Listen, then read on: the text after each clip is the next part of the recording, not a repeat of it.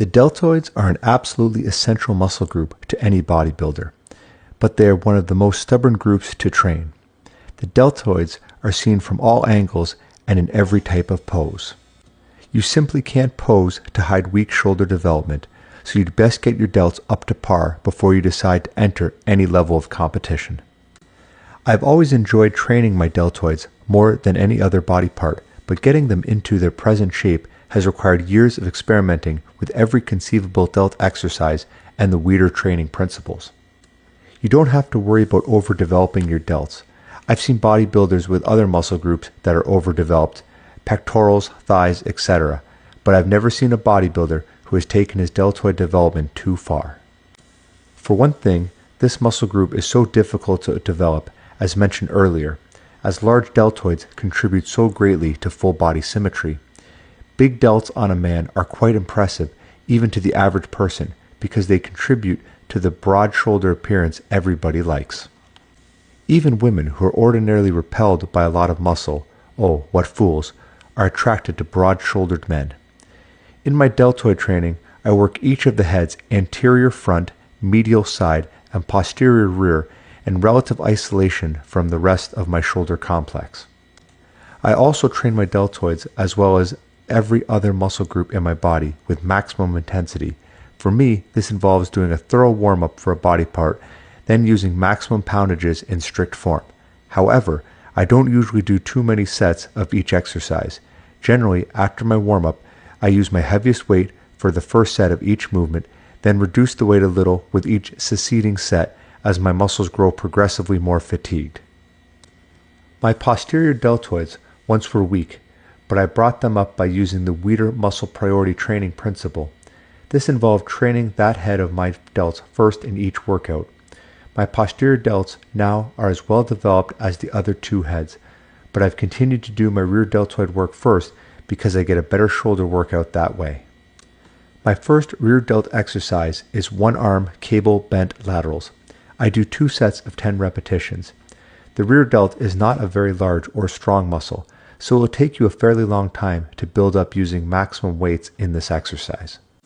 Don't rush it, however. It's far more important here to use strict form than to hoist super heavy weights.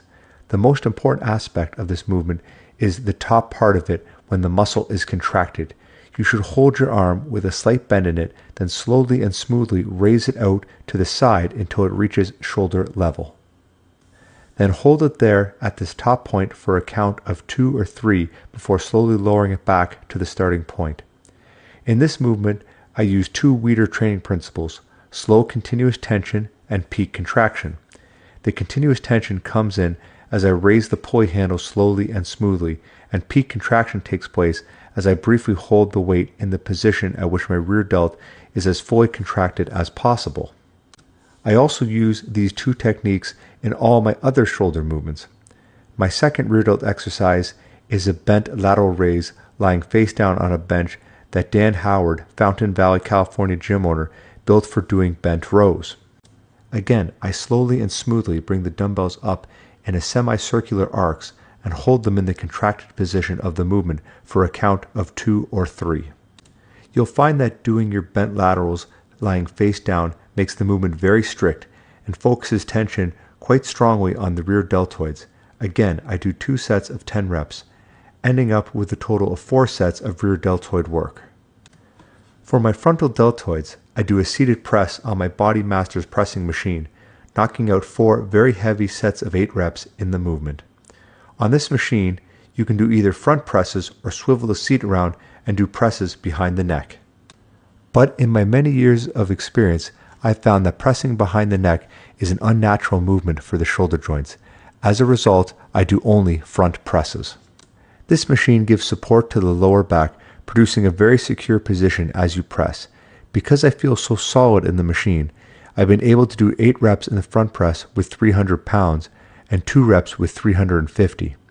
Because of the leverage factors, this isn't a real 300 pounds, but it's still an exceedingly heavy weight, and I wouldn't be able to use so much iron if the machine didn't make me feel so secure.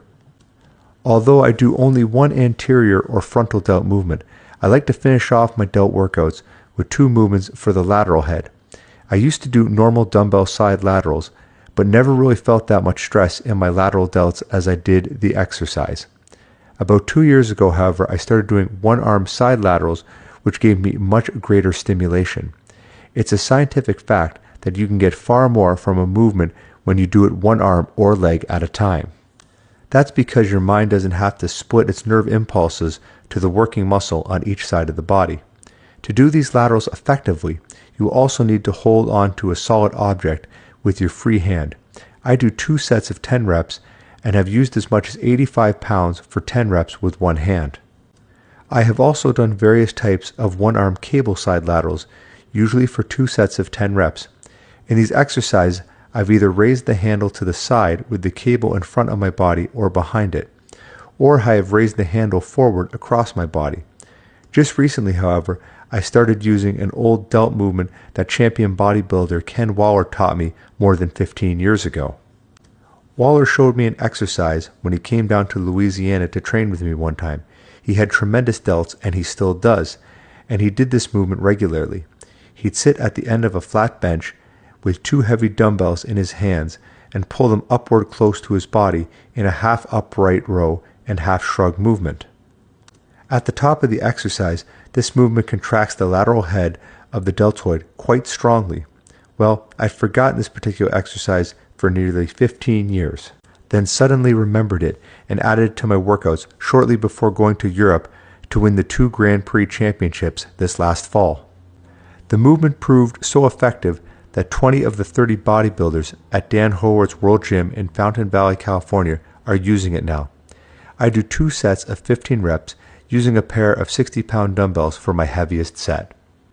Because the deltoids and trapezius muscles tie in so closely, I usually finish off my shoulder workout with shoulder shrugs, 4 sets of 10 reps, using either a barbell or 2 dumbbells. I've handled 475 pounds in my heaviest set of barbell shrugs. It's important when you do shrugs to keep your arms perfectly straight and pull with your trapezius muscles only. Imagine your arms as cables with hooks at the ends. You rest the weight in the hooks and use the cables to apply resistance to your shoulders as you shrug them upward. Reviewing my shoulder routine, here are the exercises, sets, and reps that I currently use. 1. One-arm cable bent laterals, 2 sets of 10. 2. Face down lying laterals, 2 sets of 10. 3. Seated front press, 4 sets of 8. 4. One-arm dumbbell side laterals, 2 sets of 10. 5. Lateral shrug with dumbbells, 2 sets of 15. 6. Barbell or dumbbell shrug, 4 sets of 10. This is a very intense deltoid routine, so beginning and intermediate bodybuilders will definitely need to scale it down to their own recuperative abilities. If that's what you have to do, just drop 1 or 2 sets of each exercise. Even with a reduced type of workout, you will experience good results. As my final bit of advice, I found that I get better results when I train my deltoids twice a week. At times when I've done 3 delt workouts a week, I found myself overtraining and becoming susceptible to shoulder injuries. I'm confident that 4 to 6 weeks of training on this routine will add considerable muscle mass to your shoulders. Just be sure you never miss a workout and always give your training that all 110% effort. Good luck.